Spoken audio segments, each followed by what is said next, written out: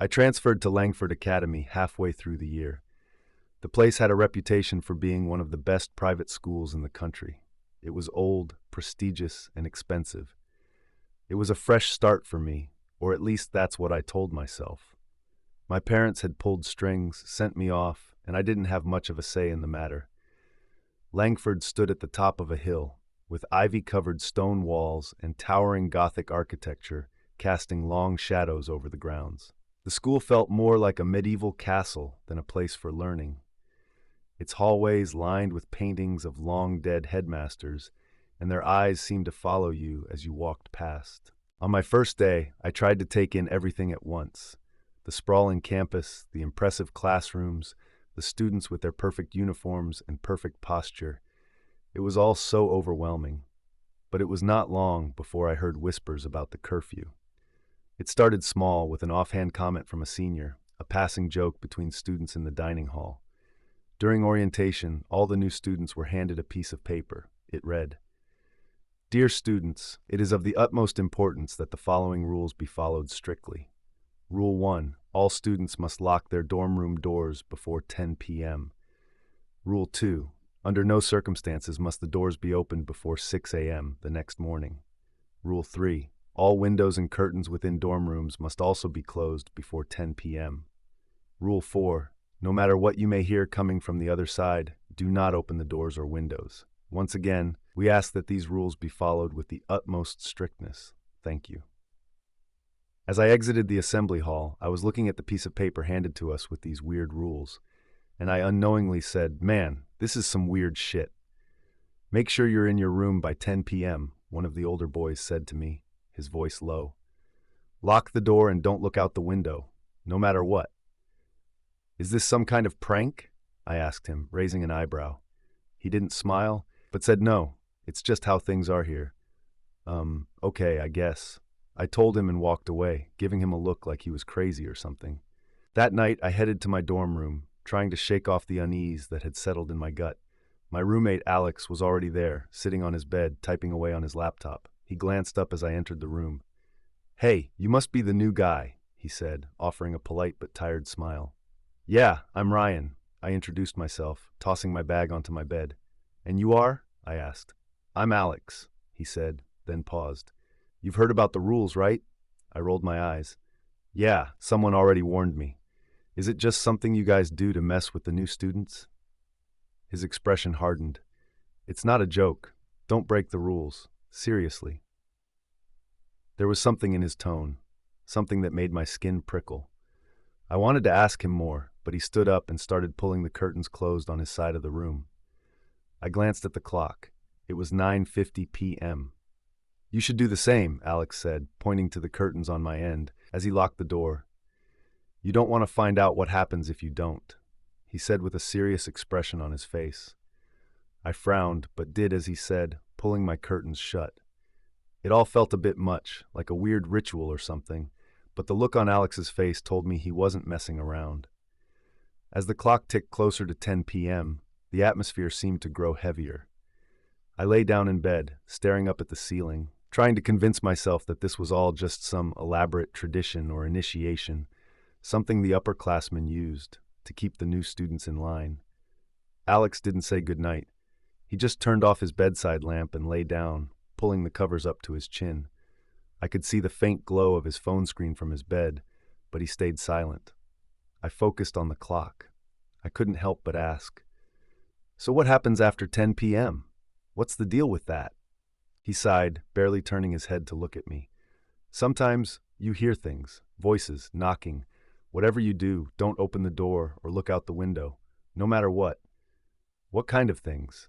I pressed on. He hesitated and looked towards the window and then said, "You don't want to know." I swallowed hard. Something about his tone, the way he seemed genuinely afraid, unsettled me. "Okay, fine. But why the lockdown? Why the rules?" Alex didn't answer right away. Instead, he reached into his nightstand drawer and pulled out a pair of earplugs, shoving them into his ears before rolling over.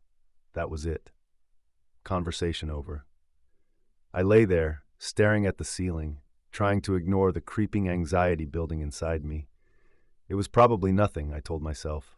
Just a prank of sorts to scare new students. but there was something about the atmosphere of this place. The first few nights were quiet. I locked the door, closed the curtains, and followed the rules. Nothing happened. No knocks, no voices, no eerie whispers calling my name. After the third night, I started to relax. Maybe this was all just a weird Langford tradition. But on the fifth night, everything changed. It was close to midnight when I woke up to a faint tapping sound. At first, I thought it was my imagination, just a creak from the old building or the wind against the window. But then I heard it again. Footsteps outside my dorm room door, and then a single loud knock on the door, and then a few moments later, tap. My heart began to race. I lay still, straining to hear over the pounding in my chest. The tapping was soft, barely audible, but definitely coming from the window. I squeezed my eyes shut, remembering Alex's warning. Don't look, don't open the curtains. But then I heard it, a voice, a familiar one. Hey, it's me. I forgot my key. It was Alex's voice. I sat up, blinking in the darkness. The tapping continued, more insistent now. Can you let me in? I'm locked out. But Alex was right there, asleep in his bed. How could he be at the window? I checked his bed again, and sure enough, there he was, sound asleep, his back to me. My throat tightened, and I felt a chill crawl up my spine. I knew it couldn't be Alex at the window, but the voice, it sounded so real. Alex, I whispered, hoping he'd wake up. He stirred, barely opening his eyes. What? He mumbled. There's someone at the window, I whispered, my voice shaking. His eyes shot open, and for a moment there was pure panic in his expression. He sat up quickly, his gaze darting to the window. Don't open it, he said, his voice low and urgent. Don't even look. The tapping grew louder, and the voice became more desperate. Please, I'm freezing. Just let me in. I felt a strange pull toward the window, like something was urging me to take just one peek, but the fear in Alex's eyes kept me rooted to the spot. What is it? I asked, my voice barely above a whisper. Alex shook his head, gripping the edge of his blanket tightly. It's not me, he said, his voice trembling. It's not anyone. It's them. My stomach churned. Them? The ones who didn't follow the rules, he said. The ones who disappeared. I stared at him, trying to process what he was saying. Disappeared? I asked, confused. He nodded, his face pale. Years ago, they didn't lock their doors, didn't close their windows. They broke the rules, and now they're stuck. They want to take someone with them. A cold sweat broke out across my skin. Who are they? Alex sighed, his eyes still glued to the window. Students who broke the rules. The tapping grew more frantic, the voice more insistent. Please, let me in. I swallowed hard, forcing myself to back into bed. Whatever was out there, it wasn't Alex. It wasn't anyone. As I laid in bed, trying to ignore what was outside, the tapping continued, growing louder. My heart pounded in my chest, and I was sweating. I pulled the blanket over my head, fighting the overwhelming urge to look at the window. But then it happened. Ryan. The voice wasn't just any voice. It was mine. Ryan, I know you're in there. Hearing my own voice made my blood run cold. My mind raced. How could this be happening? It was one thing to hear Alex's voice outside, but mine, that wasn't possible. My legs felt frozen, and my hands shook as I clutched the blanket tighter. The voice continued, eerily calm, like it knew I was listening. Come on, Ryan. Just look. I need to talk to you. Don't you want to see me? I squeezed my eyes shut, trying to block it out, but the voice became more insistent. Don't ignore me, Ryan. You know you want to look. It's safe. Just pull back the curtain. Just one peek. I could feel the weight of its presence pressing against the window, almost like it was seeping through the walls. Alex's warnings echoed in my mind. My curiosity, that damn curiosity, gnawed at me, whispering that I had to see, that maybe it really was just a prank, or maybe this was my own imagination playing tricks on me. Ryan, don't you trust yourself? The voice said. Just open the curtain. I gritted my teeth, fighting back the urge to move, but my resolve was crumbling. Something deep inside me wanted to know what was out there, what was calling my name in my own voice. Slowly, I swung my legs out of bed. Alex stirred, sensing the movement. Ryan, don't, he whispered hoarsely. Please don't. I stood up, my legs trembling as I took slow steps toward the window. The air around me felt thicker, heavier with every step I took. My hand hovered over the edge of the curtain.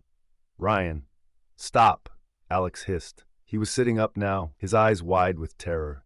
Don't look. Don't do it. You don't understand. but his words barely registered. It was as if the voice on the other side of the window had wrapped itself around my thoughts, pulling me in. My fingers brushed the edge of the curtain, and with one swift motion, I yanked it open. For a moment, all I saw was darkness. But then something began to take shape. A face, but not just any face, my face. Pale and distorted. It grinned back at me from the other side of the glass, its eyes too wide, too empty. My breath caught in my throat. I stumbled backward, my heart pounding in my chest. The thing outside didn't move, but its grin grew wider, stretching impossibly across its face. "Ryan," it whispered, its voice no longer a copy of mine, but something hollow and inhuman. "I'm you. I've always been you." My legs gave out, and I collapsed onto the floor, my mind screaming at me to look away, to shut the curtains, to do anything to block out the sight of that thing. But I couldn't move. I was paralyzed, trapped in its gaze. The grin widened even further, distorting into something monstrous, and it began tapping on the window again, slowly, rhythmically. "Let me in, Ryan. You already opened the curtain." I felt a coldness creep over me, a bone-deep chill that made it hard to breathe. My body was frozen in place, but my mind raced, replaying every mistake that had led me to this moment. Why did I open it? Why didn't I listen? The tapping grew louder. Tap, tap, tap. I heard Alex shout something, but it felt distant, muffled. He was trying to pull me away, but his touch was barely noticeable. I couldn't focus on him. My eyes were glued to the thing outside, its empty gaze locked onto mine. Then I felt it. A pressure, subtle at first, but then growing, spreading through my limbs like icy fingers wrapping around my bones. It felt like something was trying to pull me forward, through the window. The thing smiled wider, its grotesque grin splitting its face apart. "You belong with me now, Ryan." My vision blurred, and I tried to fight back, tried to scream, but no sound came out. My mind was slipping, fading, and for the first time, I realized what Alex had been trying to warn me about. This wasn't just some ghost story or prank. The thing outside wasn't trying to get in. It was trying to take me out. I could hear Alex crying, screaming for help, but it was already too late. My body began to feel weightless, like I was being lifted, pulled towards the window by an unseen force. My legs dragged across the floor, and I could feel my hands reaching for the window latch. I was no longer in control. The last thing I saw before everything went black was that twisted, smiling face in the window. And then, I was gone. I woke up in darkness, a cold, suffocating darkness. I tried to move, but I couldn't feel my body. It was like I was floating in some endless void, trapped between worlds.